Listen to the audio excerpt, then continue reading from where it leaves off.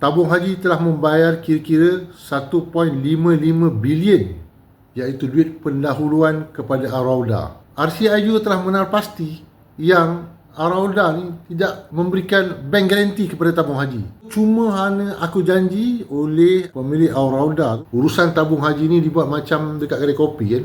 Hanya aku janji tanpa ada bank garanti dengan nilai yang sangat tinggi 1.5 bilion. Assalamualaikum warahmatullahi wabarakatuh dan salam sejahtera, salam madani. Syukur Alhamdulillah kita masih lagi diberi peluang untuk menghuni alam fana ini ya. So sambil-sambil kita berehat hujung minggu, kita nak bercerita sikit tentang isu tabung haji. Seperti biasa, tabung haji dilihat satu agensi yang menguruskan dana kepada siapa-siapa yang berminat untuk pergi tabung haji. Itu dia punya basic tabung haji itu. So kita cerita balik pasal tabung haji dan masalah-masalah yang dihadapi. Dan seperti biasa kita refresh balik, RCI telah diumumkan kepada orang awam. Dan antara kita flashback balik dah, antara perkara-perkara yang menyebabkan tabung haji ini dari segi kewangannya gagal ialah agihan yang tinggi kepada pendeposit tabung haji tanpa menilai sendiri kemampuan kewangan dan juga perniagaan tabung haji itu sendiri. Itu antara perkara yang telah dikenal pasti, yang semua umum tahulah. So saya saja ulang balik. Dan keduanya, membiarkan jurang aset dengan liability yang semakin besar. Bila ditengok satu pelaburan dalam tabung haji itu sendiri nampak tak cantik dari segi pulangannya, pengurusan tabung haji itu sendiri biarkan aja sampai jurang tu bukannya makin mengecil, jurang itu makin besar, dan ini memberikan kesan yang besar kepada keseluruhan kewangan tabung haji itu sendiri. Dan yang ketiganya, campur tangan politik yang berlaku berdasarkan kepada kerajaan semasa pada masa itu. So sendiri maklum, 2014 sampai 2018, siapa tulang belakang kepada pentadbiran negara? Tentunya Barisan Nasional. Siapa dia? UMNO. Siapa Perdana Menterinya pada waktu itu? Yang ada duduk dekat Kajang tu sekarang ya. Dan keempat, walaupun laporan kewangan telah menggambarkan sesuatu yang bermasalah dan telah diberi ingatan oleh Bank Negara dan juga perunding kewangan iaitu Roland Berger, iaitu perunding kewangan tabung haji sendiri, tetapi pihak pengurusan tertinggi tabung haji tidak mengambil action plan, tidak melihatnya sebagai satu perkara yang bermasalah. So biasalah dalam keadaan tertentu, bila sesuatu sangat bermasalah, kita akan panggil balik, kita ada task force, kita ada war room untuk melihat balik macam mana kita nak selamatkan kedudukan ni. Tapi dalam tabung haji benda tu tak ada. Biar je, tak ambil collect lagi itulah dia. So seterusnya, antara perkara yang tidak wajar dibuat itu membayar bonus yang tinggi kepada kaki tangan dan juga pengurusan tertinggi tabung haji itu sendiri tanpa melihat kemampuan kewangan seperti tadilah. Tadi kepada pendeposit, ini kepada kaki tangan pengurusan tertinggi tabung haji itu sendiri. Dan yang terakhirnya, tanpa buat homework. Maksudnya tak ada diligence dalam konteks pengurusan kewangan tentang pelaburan yang nak dibuat. Tak kaji, tak tengok pun siapa yang kita nak pilih tu kan. Macam kita nak menjodohkan seseorang, mesti ada merisik, tunang, terbenikah kan, pengenalan antara keluarga, benda tu tak buat kan. Macam jumpa dekat tepi jalan, hey jom ikut aku, macam tu je. Itulah dia analoginya tabung haji itu sendiri. So dalam RCI memang telah diputuskan ada 14 perkara yang memberi kesan kepada kewangan tabung haji itu sendiri. So saya nak fokus kepada satu iaitu tentang pelaburan tabung haji kepada Al-Rauda. Minta maaf nak minum sekejap.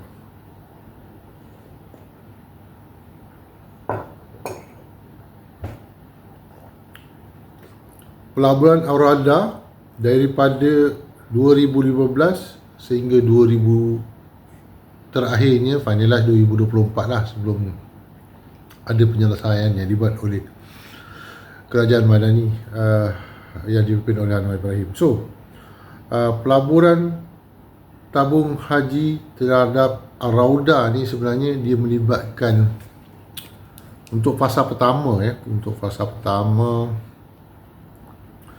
dia melibatkan 4 hotel, iaitu Hotel Al-Aqiq di Madinah, Hotel Al-Haram di Madinah, Hotel Al-Saha di Madinah dan Hotel Al-Raudat Al-Bait di Mekah. So sebenarnya hotel ini dipajak oleh tabung haji untuk memberikan perkhidmatan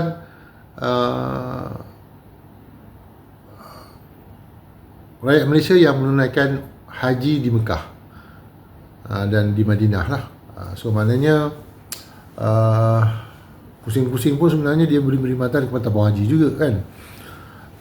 Yang mana Arauda ni diberi hak untuk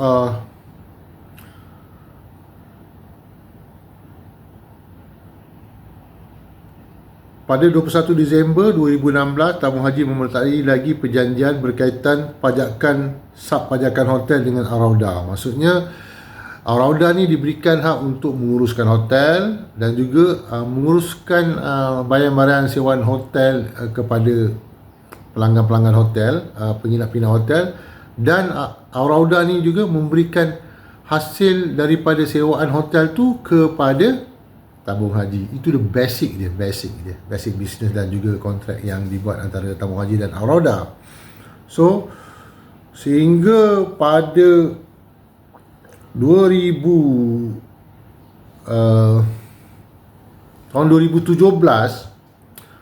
tabung haji telah membayar kira-kira 1.55 bilion, iaitu duit pendahuluan kepada Arauda, dan kontrak ini atau pajakan ini berjalan selama 18 tahun.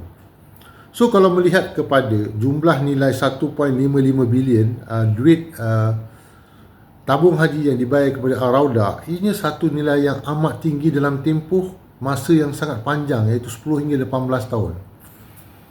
So RCI melihat perkara ini sebagai satu perkara yang serius, yang mana kalau kita lihat seolah-olah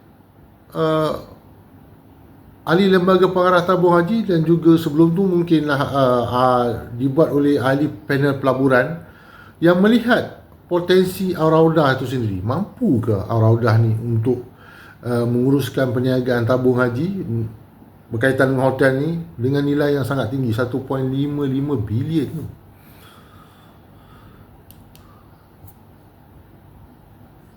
Ianya dianggap satu pelaburan ataupun jumlah yang sangat luar biasa, seolah-olah macam tidak dibuat penilaian kemampuan kewangan Arauda itu sendiri, pengalamannya sendiri. Dan untuk makluman RCI juga telah menalar pasti yang Arauda ni tidak memberikan bank guarantee kepada tabung haji. So cuma hanya aku janji oleh pemilik Arauda tu, siapa nama dia? Pemilik Arauda tu Dr. Mashhur Ali Omar Almadodi.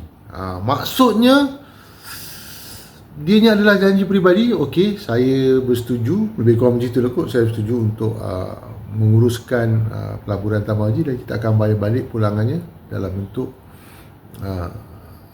wang ringgit juga setelah kami menguruskan hotel-hotel yang telah kita menterai bersama. Macam tu je.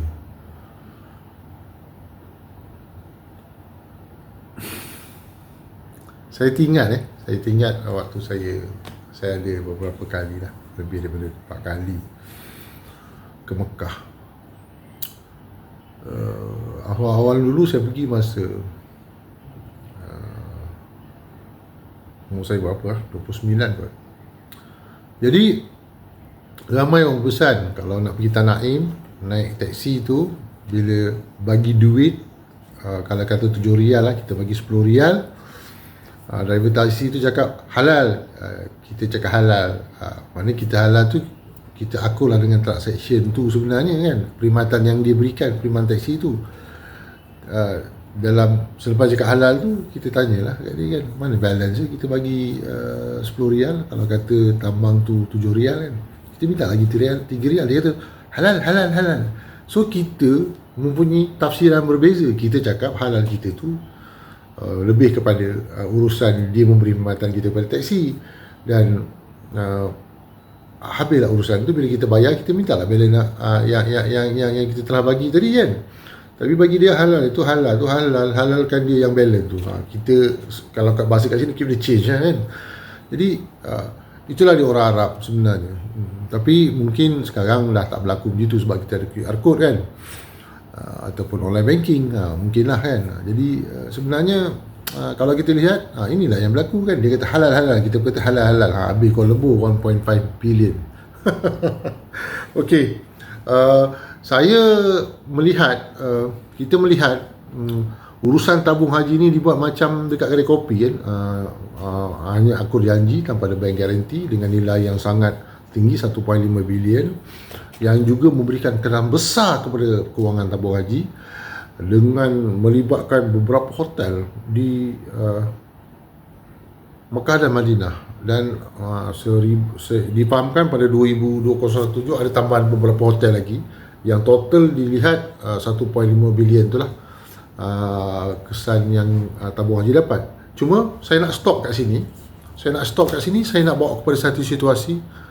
Saya nak fokus kepada pertama, ahli lembaga pengarah tabung haji. Sebelum ahli lembaga pengarah tabung haji ni membuat keputusan dalam mana-mana juga praktis company dan syarikat besar ni, dia ada dua. Satu, ahli panel pelaburan yang membuatkan rujukan tentang apa-apa juga pelaburan yang nak dibuat, dan bila ahli panel ni telah bersetuju dan buat paper, akan dibawa kepada ahli lembaga pengarah tabung haji lah. Yang ahli lembaga pengarah tabung haji ni mungkin di belakangnya adalah orang-orang yang terlibat dengan kerajaan ataupun parti-parti politik yang berkaitan. Cuma sebelum ahli lembaga pengarah buat keputusan ni, mesti ada satu paper ataupun kertas kerja yang dibuat oleh ahli panel pelaburan. Ahli panel pelaburan ni terdiri daripada orang yang sangat berpengalaman, tahu tentang kewangan semasa, kedudukan kewangan dunia, yang melibatkan currency apa semua, dan juga ahli-ahli panel ni mestilah terlibat juga dalam pengalaman dalam company secretary, dan juga ahli-ahli panel pelaburan ni mestilah ada yang terlibat dalam hukum, iaitu hukum syariah ataupun apa-apa lah, perundang-undangan Islam yang melibatkan di tabung haji, dan juga pengamal undang-undang mesti ada dalam ahli panel pelaburan. Sebab ahli panel pelaburan ni sebenarnya dia akan buat satu kertas kerja dan dipersetujui bersama, sah Rauda ni boleh kita jadikan smart partnership untuk tabung haji melabur.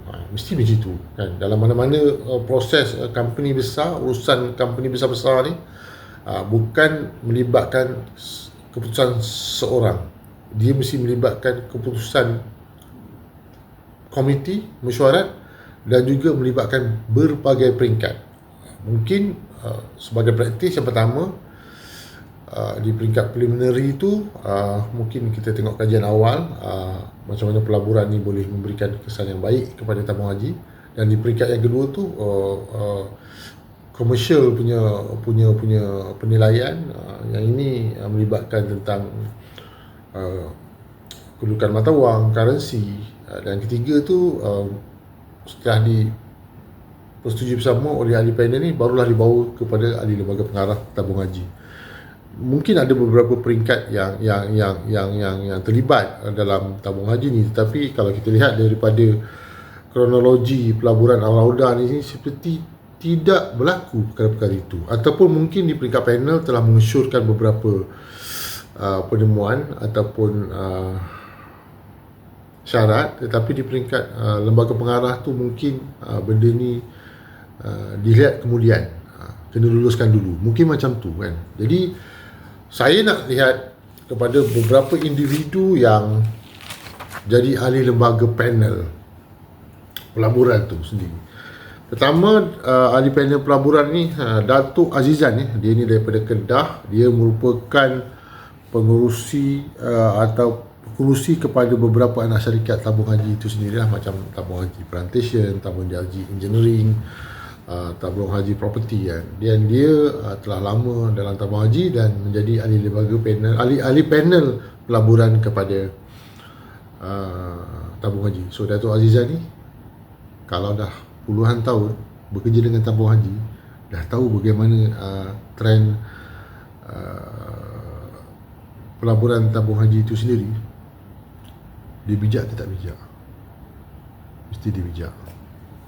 Dan yang kedua, ahli panel pelaburan ni Tan Sri Sheikh Ghazali Abdul Rahman. Dia merupakan pengamal undang-undang syariah, sangat mahir dengan pengurangan Islam, mendapat pengajian di dalam dan di luar negara, terutamanya dalam undang-undang syariah dan hukum, dan juga merupakan individu yang mempunyai pengalaman dalam pendidikan.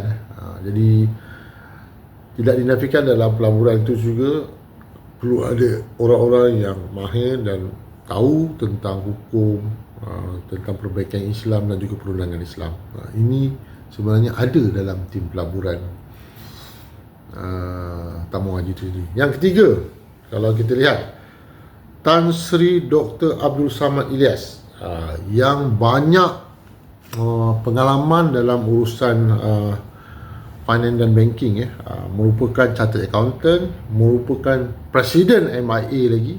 Tentunya dalam mengenai isu pelaburan di tabung haji ni mungkin telah ada sur-sur yang diorang ni telah maklumkan dalam kertas kerja sebelum diangkat kepada kelulusan ahli lembaga pengarah. Tak tahulah. So benda ni KJS, PRM dan juga PDRM untuk siasat. Seterusnya,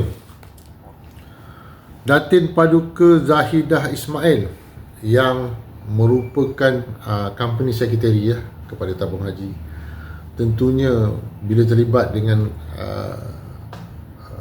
urusan smart partnership tabung haji di luar negara, so Datin Paduka Zahidah adalah antara orang yang boleh melihat siapa Arauda itu sendiri, macam mana kedudukan Arauda itu sendiri, apa bisnes Arauda itu sebelum ni, dan apa juga sokongan-sokongan kewangan yang ada dalam Arauda itu sendiri. So mungkin dalam kertas kerja panel pelaburan ni telah mengatakan satu kedudukan, mungkin keputusan di peringkat atas tu tidak seperti yang ahli panel ini sendiri telah temukan, telah menemui beberapa fakta ataupun apa-apa perkara yang melibatkan Arauda, tetapi di peringkat tertinggi mungkin benda ni diberi tak apa, nanti kita minta Arauda ni balik. So benda-benda ni lah yang sebenarnya dilihat kadang-kadang panel pelaburan ni tidak memberikan fungsi dan juga memberikan saranan dan insur kepada tabung haji itu sendiri secara keseluruhannya. Dan yang kelima, Datuk Mozani bin Datuk Dr. Abdul Wahab. Ini banyak terlibat dengan urusan pengurusan Shell Malaysia dan bekerja dengan Shell Malaysia selama 33 tahun, dan jawatan terakhirnya lah pengarah pengurusan Shell Malaysia. Dan juga kalau kita lihat Shell Malaysia ni adalah company luar yang memang kukuh bertapak di Malaysia. Tentunya pengalamannya dalam menguruskan Shell itu sebenarnya banyak boleh digunakan dalam panel pelaburan tabung haji itu sendiri. Jadi kalau kita lihat beberapa tokoh-tokoh yang ada dalam panel pelaburan ni bukannya tak bagus, memang ada kualiti dan punya pengalaman dalam pelbagai peringkat, dari segi perbankan, dari segi company secretary, dari segi finance and accounting, dan juga yang berpengalaman macam Datuk Azizan yang telah lama dalam beberapa anak syarikat dalam tabung haji. Jadi sebenarnya tidak dinafikanlah sebenarnya ahli panel ni sebenarnya ada kualiti, mungkin telah buat satu keputusan yang bagus tentang pelaburan tabung haji dan diangkat ke peringkat lembaga pengurusan tabung haji yang terdiri daripada banyak orang politik ni. Di sinilah berlaku kelemahan yang ada. So seterusnya ahli panel yang ada dalam ahli panel pelaburan ni adalah Abdul Karim bin Mat Kasim. Kalau kita lihat Abdul Karim Mat Kasim ni, dia adalah pengamal undang-undang, banyak terlibat dengan kerja-kerja perundangan, dan juga merupakan pengurusi kepada time.com. Abdul Karim Mat Kasim ni. So kalau kita lihat fungsinya dalam panel pelaburan lebih kepada menjurus kepada perundangan lah ya, kepada perundangan. So dan yang seterusnya Syed Ilyas Al-Habsi, dia ni berpengalaman dalam finance dan banking lah, merupakan penasihat eksekutif kepada Hong Leong Bank ya. So bukan kaleng-kaleng, bukan calang-calang, ahli lembaga panel pelaburan tabung haji ini, dan semestinya dalam urusan pelaburan Arauda ni sebenarnya ahli panel ni sebenarnya telah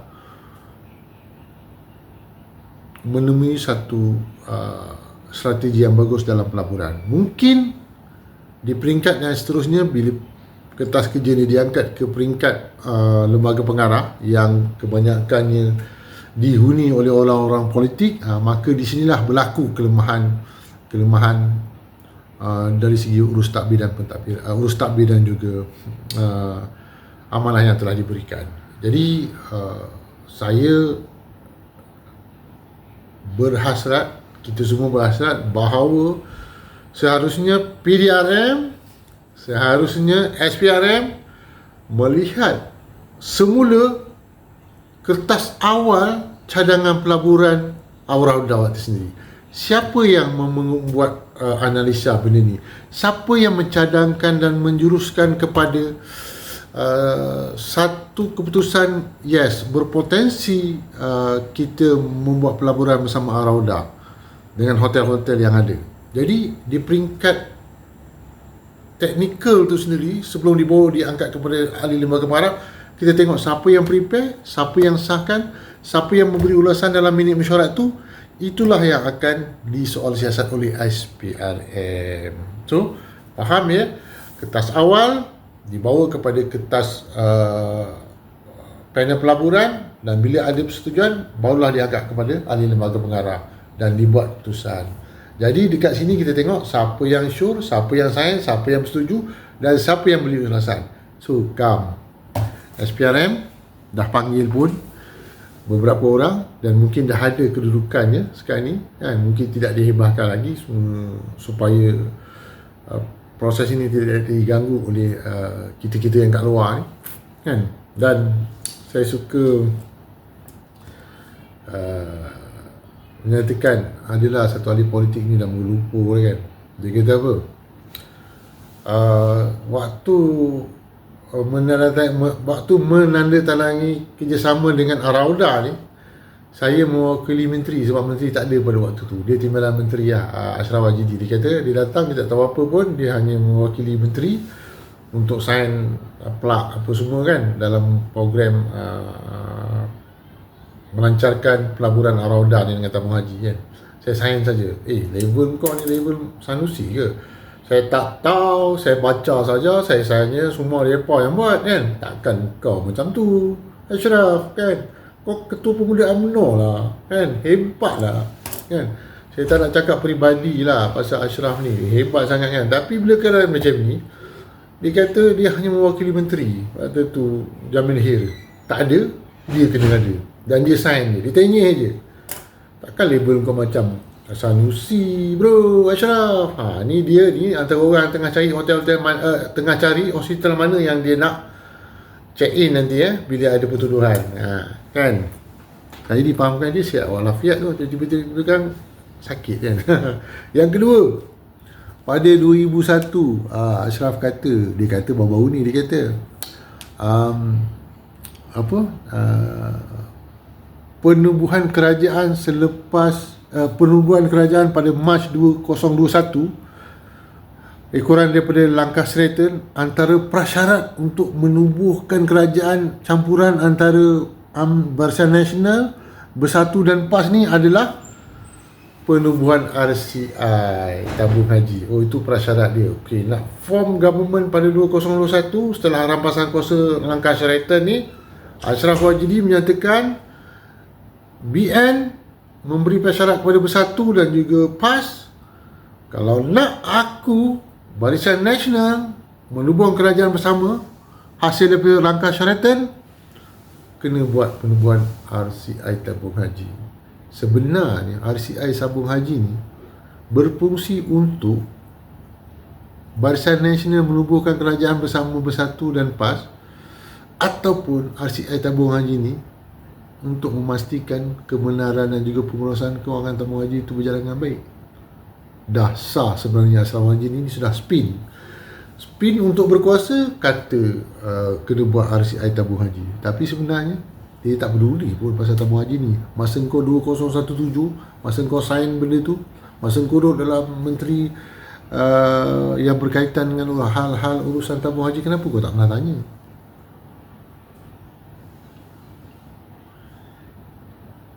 Kan? So kita tunggu nanti ambulans 999 mana yang akan bawa Ashraf ke hospital mana. Saya bukan nak mendoakan, sebab ini semua lakonan daripada orang politik, terutamanya Barisan Nasional dan khasnya UMNO.